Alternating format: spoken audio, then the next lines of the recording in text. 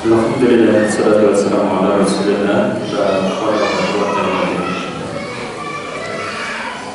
Kita tadi telah sampai mencoba memahami pertanyaan man rabbuka. Tadi bahwa kita dituntut untuk beribadah kepada Rabb yang hak dalam kehidupan kita, yaitu tentunya adalah beribadah kepada Allah. Penyimpangan akan hal itu, maka orang ini terancam tidak bisa menjawab pertanyaan man rabbuka, sekalipun mungkin status dia seorang muslim gitu kan, dan seterusnya, karena sekali lagi ini pertanyaan konsekuensi. Kita akan lanjutkan pertanyaan yang kedua, ma dinuka. Kata kuncinya berarti apa? Din. Apa itu din? Apa itu agama? Gimana? Kita akan coba dudukan, karena hari ini makna din itu disempitkan sedemikian rupa sehingga hanya ada dalam tataran spiritual dan ruhiyah saja. Kita akan coba tengok supaya nanti kita bisa memahami. Jadi kita coba tengok dulu din, kata ad-din di dalam Al-Qur'an. Di dalam Al-Qur'an ada beberapa ayat yang di situ menggunakan kata din. Ya, dengan beberapa makna. Nanti kita gabungkan. Satu, ada makna din di dalam Al-Quran yang artinya aturan hukum atau undang-undang. Ini nanti bisa dibaca di surat Yusuf, tentang kisah Yusuf ketika Bunyamin mengambil bejana milik raja, gitu kan, sehingga kemudian Bunyamin adiknya Yusuf itu mau dihukum. Maka disebutkan di dalam kisah yang panjang itu, kemudian saya potongkan satu ayat, maka naliyahuda akhahu fi dinil malik. Di sini ada kata dinil malik. Tidak patut Yusuf itu menghukum saudaranya dengan dinil malik, dengan aturan hukum raja. Nah, di sini berarti ada kata din yang maknanya apa? Aturan, undang-undang, hukum. Jadi makna din seperti itu. Termasuk juga di dalam surat An-Nur ketika membahas tentang orang yang berbuat zina, ya. Wala ta'khudkum bihima ra'fatun fi dinillah. Nah, di sini kalau tadi ada dinil malik, ini ada dinillah. In kuntum tu'minuna billahi wal yawmil akhir. Wala ta'khudkum bihima, janganlah karena rasa belas kasihan kalian kepada keduanya ra'fatun fi dinillah, sehingga engkau tidak menegakkan hukuman Allah. Karena di dalam Islam orang yang berzina hukumannya apa? Kalau masih bujangan dan masih perawan dicambuk 100 kali. Keji enggak? Kejam enggak? Sadis enggak? Jujur, jenengan jujur. Padahal aturannya Allah loh, jenengan wani ngomong kayak kejem sadis gitu. Ya surah apa-apa yang panjang ketone kejem. Ketone loh ya, ketone kejem. Tapi ini yang paling maslahat di dalam aturan Islam seperti itu. Sehingga karena terkesan kejam, sehingga kemudian tidak sedikit orang itu merasa berbelas kasihan lah, wis lawang kawan pada senenge. Nggak usah dicambuki, dikebuki. Angger pemerkosaan lah gue jenenge zina. Angger suka sama suka ya jenenge udah zina. Orang apa-apa, wong cinta pada cintane, seneng podo senenge. Kayak gitu nggak? Kayak gitu nggak? Maka di dalam ayat ini diperintahkan jangan karena rasa belas kasihan kalian kepada keduanya sehingga kemudian ra'fatun fi dinillah, kalian tidak menegakkan hukum Allah untuk dirojam atau untuk dicambuk. Lebih keras lagi kan kalau yang berzina itu orang yang sudah menikah, baik laki-laki maupun perempuan, hukumannya dirojam. Rojam itu gimana? Rojam itu gimana? Digaliin lubang, badannya dipendam sampai batas leher, dilemparin batu sampai mati. Kejem enggak? Yo bisa rawani jawab toh. Ya kalau mau dijawab sadis, kejam ya mungkin kejam, tapi maslahat. Satu orang yang dihukum, gak ada orang yang berani berbuat zina. Satu orang mungkin dicambuk tadi, yang belum nikah itu kok berzina kemudian dicambuk. Anak-anak jenengan aman sehingga kemudian tidak merasa khawatir sebagai orang tua. Kita punya anak perempuan, hari ini kita khawatir betul anak kita berbuat zina. Kenapa? Karena tidak ada hukumnya. Jadi jangan dikira aturan Allah itu sadis, kejam, tidak berperi kemanusiaan. Ini aturan yang paling maslahat. Sekarang nggak ada aturannya. Ya Allah, 63% siswa SMP SMI di Indonesia, SMP dan SMA di Indonesia sudah terjerumus di dalam free sex. Apa kita sebagai orang tua tidak ketir-ketir? Kalau hanya sekedar urusan dosa itu bagi pelakunya saja mungkin tidak jadi masalah. Jenengan dimintai pertanggungjawaban kelak. Hari ini nggak bisa jaga anak itu dimintai pertanggungjawaban besok di akhirat. Jadi aturan Allah ini paling maslahat. Makanya makna din bukan cuma sekedar urusan spiritual, sholat, puasa, haji. Bukan, Pak. Ini ada urusan aturan, ada urusan hukum yang mesti ditegakkan oleh seorang muslim. Itu din. Di sini pakai kata dinillah. Kalau tadi apa? Di dalam surat Yusuf, dinil malik. Din artinya apa? Aturan hukum, undang-undang. Terkadang din itu bermakna ketaatan. Surat Al-Bayyinah, wa ma umiru illa liya'budullaha mukhlishina lahuddin. Di sini ada kata ad-din. Tidaklah mereka diperintah illa kecuali liya'budullah, agar mereka beribadah kepada Allah mukhlishina, dengan mukhlis lahuddin, yaitu menjalankan ketaatan hanya kepadanya. Lahuddin di sini kata ad-din maksudnya adalah ketaatan. Kalau kita gabungkan tadi makna pertama dengan kedua, berarti din itu aturan hukum, undang-undang yang wajib ditaati. Yang kemudian kita kaitkan kadang atau ada makna din yang artinya pembalasan atau sanksi. Ini surat Al-Fatihah, Maliki Yaumiddin. Dialah Allah yang menguasai Yaumiddin. Ada hari namanya hari ad-din, hari pembalasan. Jadi din itu apa? Kalau kita tengok dari pengertian tadi, din itu satu sistem kehidupan. Di dalamnya ada aturan hidup, di dalamnya ada nilai, di dalamnya ada norma. Bahasanya din itu nidhamul hayat, yang wajib ditaati, yang jika tidak ditaati akan ada ancaman sanksi. Di dunia bisa berupa ditegakkannya had tadi, potong tangan, dijilid, dirojam dan seterusnya. Di akhirat bisa terancam siksa neraka. Itulah din. Bisa dipahami? Hari ini makna din itu disempitkan saja, hanya dari sisi moralitas, hanya dari sisi spiritual.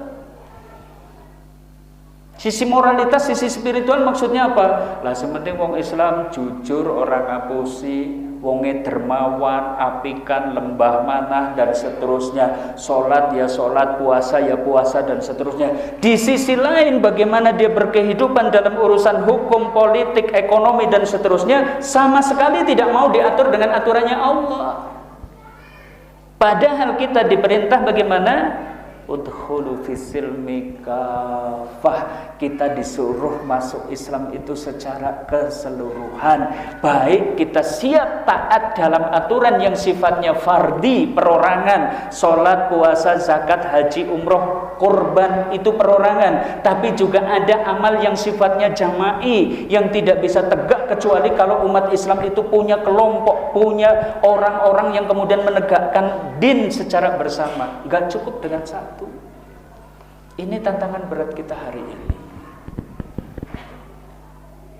Bisa dipahami makna din? Ya. Maka jika Anda seorang muslim, dia puasa, sholat, puasa, haji, haji, bayar zakat, tapi benci dengan aturannya Allah. Ada nggak orang yang kayak gitu? Sholat walah malah khusuk banget. Jenengan ora tahu jamaah, wong ki malah sholat jamaah kok, Pak. Jenengan ora tahu tahajud, wong ki sholat tahajud, Pak. Tapi kalau sudah aturan syariat, paling benci dengan ditegakkannya aturan syariat. Ada model orang seperti itu? Waspada, bisa jadi tidak mampu menjawab madinuka ketika ditanya apa agama kamu.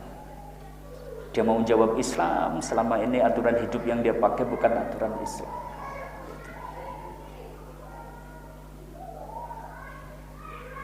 Yang ketiga, itu secara global. Wa man nabiyuka? Siapa nabimu? Pertanyaan ini adalah konsekuensi dari syahadat Rasul ketika jenengan itu mengucap asyhadu anna Muhammadan abduhu wa rasuluh, ya, hamba dan juga utusannya, maka sebenarnya kita dituntut mencintainya. Sebagaimana para sahabat siap mengorbankan nyawanya, yang penting bagi Nabi itu kemudian bisa tidak lecet kulitnya, sekedar tidak lecet kulitnya. Syahadat ini menuntut kita untuk mentaati perintahnya. Jadi yang namanya di dalam Islam sumber hukum bukan cuma Al-Quran, tapi juga hadis. Ketika Rasulullah itu memerintahkan dan ulama menganggap bahwa itu adalah perintah yang sifatnya adalah wajib, maka jadi wajib kita taat. Kita dituntut untuk menjauhi apa yang dilarangnya, karena memang Allah menekan memerintahkan itu. Wa ma atakumur rasul fahudu wa manahakum anhu fantahu. Apa yang datang dari Rasul, yang diperintahkan Rasul, terima. Apa yang dilarang oleh Rasul, jauhi. Ini konsekuensinya. Kita hidup itu siap diatur, ya. Membenarkan ucapannya. Jadi kita tidak menganggap bahwa ucapan yang beliau ucapkan itu hanyalah dari hawa nafsu saja, sehingga kemudian mungkin butuh untuk evaluasi lagi cocok atau tidak cocok kalau diaplikasikan di Indonesia dan seterusnya. Tidak. Wa ma yantiqu 'anil hawa in huwa illa wahyu yuha. Yang dia ucapkan itu bukan dari hawa nafsunya, itu adalah wahyu yang diwahyukan. Hadis sama dengan wahyu, cuma redaksinya saja yang berbeda.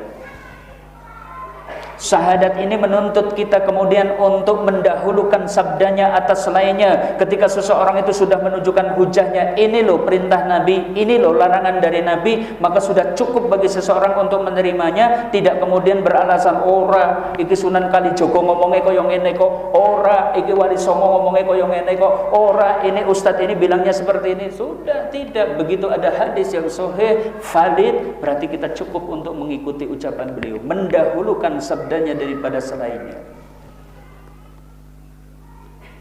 Ya ayyuhalladzina amanu la tuqaddimu baina yadayillahi wa rasulih. Kita tidak boleh mendahulukan selain Allah dan Rasulnya, ya. Dan kita, kalimat ini adalah tuntutannya kita beribadah dengan ittiba kepada beliau. Inilah orang yang nanti bisa menjawab pertanyaan wa man nabiyuka. Sudah ketemu 3 pertanyaan? Gampang atau gampang 3 pertanyaan tadi? Kok malah jadi menang gue ini? Gampang gak pertanyaan tadi? Apa pertanyaannya? Man rabbuka? Artinya apa? Pertanyaan kedua? Wa dinuka? Ma dinuka? Apa agama kamu? Dan ketiga? Nabiyuka. Kecil ya, kecil ya. Insya Allah semoga Allah memudahkan kita di dalam mengamalkannya. Ayo kita berusaha membuka diri, lapang dada. Hari ini banyak fitnah, tapi kita berusaha untuk tegar di atas fitnah. Hari ini yang sedang digemborkan itu adalah din yang sifatnya tadi wis lah, sepenting ngono pada sholat jamaah silahkan, sepenting akhlaknya bagus-bagus, tapi jangan bicara tentang hukum. Jangan bicara tentang riba, tentang ekonomi. Jangan bicara tentang urusan perpolitikan, kekuasaan, dan seterusnya. Jangan bicara. Padahal itu bagian dari ajaran Islam. Bila 3 pertanyaan terjawab, malaikat itu masih nanya lagi. Kalau 3 pertanyaan terjawab, jadi tanya lagi. Ya. Fayaqulani lahu, kemudian ditanyakan lagi kepadanya, wa ma amaluka, kamu kok bisa menjawab pertanyaan 3 tadi? Apa amal kamu?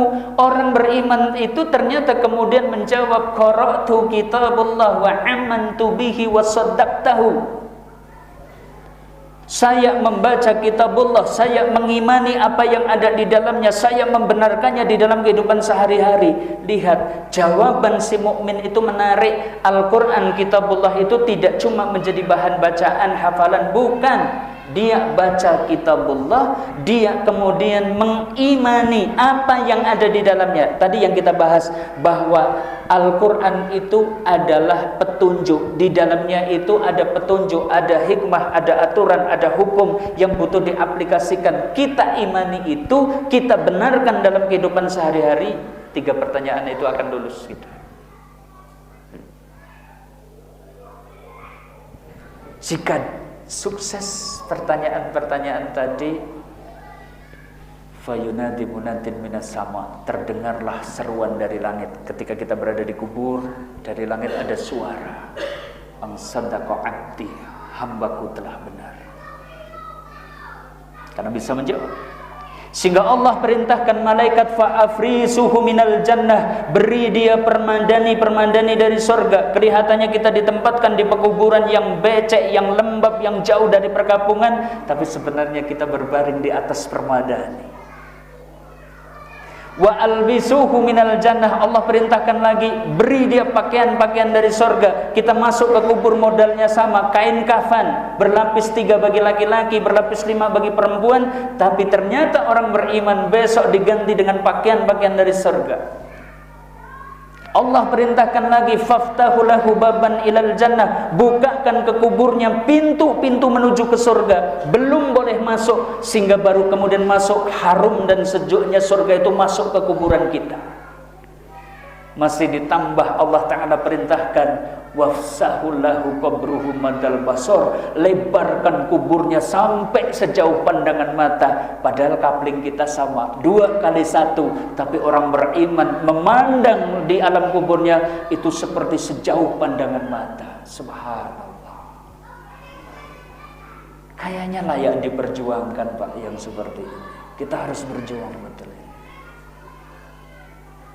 Lagi merasakan keheranan, kenikmatan seperti itu. Summa ya'ti rajulun hasanul wajhi hasanus siyabi tibur riki. Tiba-tiba masuk ke kuburan orang beriman tadi, orang yang mukanya bagus, pakaiannya bagus, harum baunya. Orang ini jadi kaget, kenapa ada orang masuk ke kuburnya, sehingga kemudian bertanya, man anta fawajhuka wajhu yajibil khair, anda itu siapa? Dari wajah anda kok kayaknya anda memberi kabar yang menyenangkan. Maka orang yang mukanya bagus, pakaiannya bagus, harum baunya itu kemudian menjawab, ana amaluka soleh, saya amal soleh jenengan. Subhanallah. Ini kemenangan besar, kan? Maka hamba tadi begitu merasakan kenikmatan-kenikmatan di malam pertama, dia kemudian mengharap, Robbi aqimis sa'ah, Robbi aqimis sa'ah hatta arji ila ahli wa mali. Duh Gusti, tolong kiamat, segera kiamat, saya kepengen segera ketemu dengan keluarga yang sudah saya bina sehingga kemudian menjadi anak yang soleh, istri yang soleha. Saya kepengen ketemu dengan harta yang sudah saya infakkan supaya kemudian bertemu lagi dan seterusnya. Orang ini berharap betul kiamat itu ada, berbangkit itu ada. Beda nanti dengan orang kafir, dia berharap mati kemudian jadi tanah begitu saja. Ini kaum muslimin arsyadakumullah. Sekali lagi, wa fi dzalika falyatanafasil mutanafisun. Kayaknya kita butuh berlomba-lomba untuk mendapatkannya. Inilah yang tadi disebutkan, al-qabru imarodatun min riyadil jannah. Kubur itu bisa menjadi salah satu di antara taman-tamannya surga. Kita rasakan itu, tapi konsekuensinya subhanallah. Hari ini kita harus siap panas, getir, pahit, bahkan mungkin dimusuhi, mungkin dicela, mungkin dibully dan seterusnya. Mungkin bahasa kalau di medsos ya siap-siap dicap kadrun. Coba baca kayak gitu enggak? Sedih, ya mungkin sedih, tapi inilah. Kaum muslimin, kalau saya bahas tentang kondisi malam pertama orang kafir, saya kira lebih tegang lagi nanti jadinya. Sementara saya cukupkan sampai di sini. Kita nanti gabungkan pembahasan itu pada pertemuan yang akan datang. Seperti apa malam pertama orang zalim atau orang kafir itu. Gitu ya. Supaya penasaran ya. Sabar, insyaallah kita bahas pada pertemuan yang akan datang. Mungkin sementara ini dulu Bapak Ibu saudara-saudari kaum muslimin dan rahimakumullah.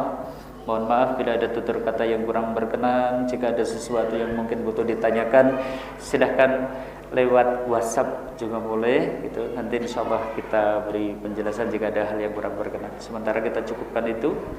Kita masih berada di rangkaian bulan-bulan haram, Dzulqa'dah, Dzulhijjah, Muharram. Bersiap diri dah, terutama nanti di 10 hari awal bulan Dzulhijjah, pengke energi kita untuk beramal soleh. Hari ini kita bersiap diri dengan amal soleh itu. Demikian, semoga bermanfaat. Semoga yang hari ini tengah gundah dan resah menghadiri kajian jadi lebih mendapatkan sakinah. Hari ini yang masih punya hutang, semoga Allah segera memberikan kelunasan kepadanya. Hari ini yang lagi sakit, semoga Allah Ta'ala berikan kesembuhan. Hari ini yang rumah tangganya mungkin lagi berantakan, semoga Allah karuniakan sakinah, mawadah, warahmah. Kita akhiri dengan doa kafaratul majlis. Subhanakallahumma wa bihamdika asyhadu an la ilaha illa anta astaghfiruka wa atubu ilaik. Wa sallallahu ala nabiyyina Muhammad walhamdulillahi rabbil alamin. Assalamualaikum warahmatullahi wabarakatuh.